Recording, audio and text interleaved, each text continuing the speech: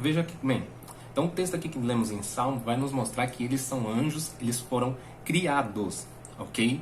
Deus, ele gerou os espíritos, a qual são esses anjos.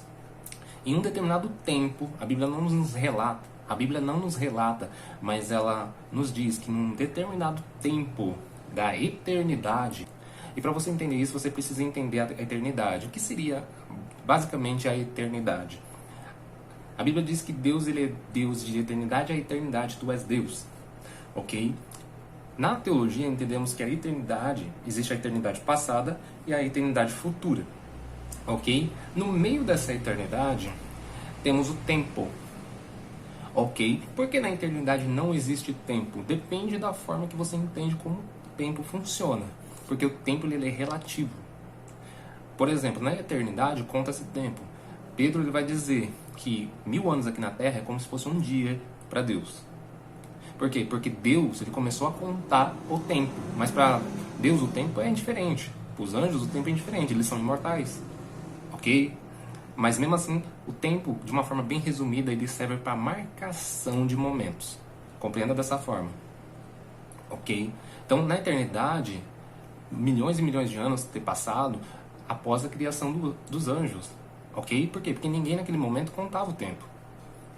O nosso relógio que conhecemos hoje por 24 horas é há 3.000 anos antes de Cristo. Está conseguindo compreender?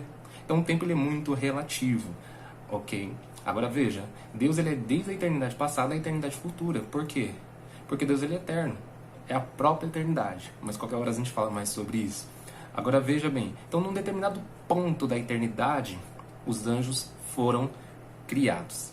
E veja que eles foram criados para um propósito. Qual o propósito dos anjos? Fazer a vontade de Deus. Quando Deus ele criou, por exemplo, o planeta e depois criou o tempo, porque o homem só foi criado no tempo. Veja bem, quando Deus ele criou o tempo, como que Deus ele fez o tempo aqui para o homem? Como o homem conta o tempo? Por conta da rotação da Terra, você tem o dia e tem a noite.